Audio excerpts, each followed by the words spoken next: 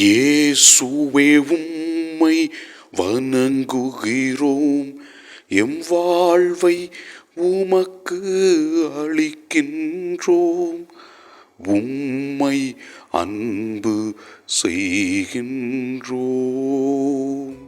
ஆண்டவரே இயேசுவே, எங்களுக்கு உமது அருளை கொடுத்து நாங்கள் உம்முடைய சீடர்களாக இந்த நவீன உலகத்தில் வாழ எங்களுக்கு தேவையான ஆசீர்வாதங்களை கொடுத்து வழிநடத்துகின்ற உமது மேலான கிருபைகளுக்காக நன்றி சொல்லி உம்மை ஆராதிக்கின்றோம்.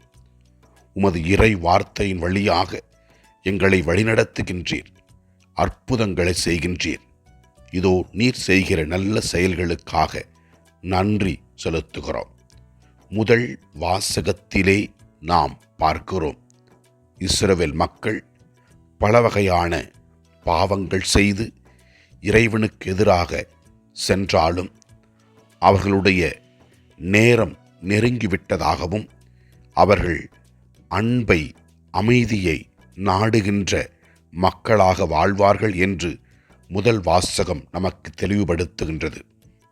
நற்செய்தி வாசகத்திலே ஆண்டவர் இயேசு கிறிஸ்து 12 தம்மிடம் வரவழைத்து தீய ஆவிகளை ஓட்டவும் நோய்களை குணமாக்கவும் அவர்களுக்கு அதிகாரத்தை கொடுக்கின்றார். அவர்களும் சென்று இறை செய்தியை மக்களுக்கு அறிவித்தார்கள். ஆண்டவர் இயேசு கிறிஸ்து அவர்களுக்கு கூறுகிறார், பிற இனத்தாரின் எப்பகுதிக்கும் செல்ல வேண்டாம், சமாரியின் நகரிலும் எதிலும் நுழைய வேண்டாம், மாறாக தவறிப்போன இஸ்ரவேல் ஆடுகளுக்காக நான் உங்களை அனுப்புகிறேன் என்று சொல்லி அனுப்புகிறார். ஆண்டவர் இயேசு கிறிஸ்து இஸ்ரவேல் மக்களுக்காக பரிந்து பேசி அவர்களுக்கு நல்லதை செய்ய விரும்புகின்றார்.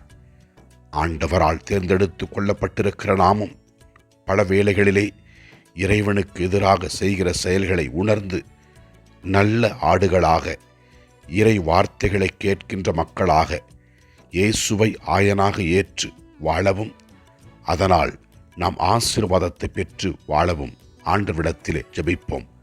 ஆண்டவரே, நீர் கொடுத்திருக்கின்ற இந்த கிறிஸ்துவ வாழ்க்கை பயன்படுத்தி எங்கள் அழைப்பை ஏற்று நாங்கள் நல் வாழ்வை வாழ எங்களுக்கு அருள்தாரும்.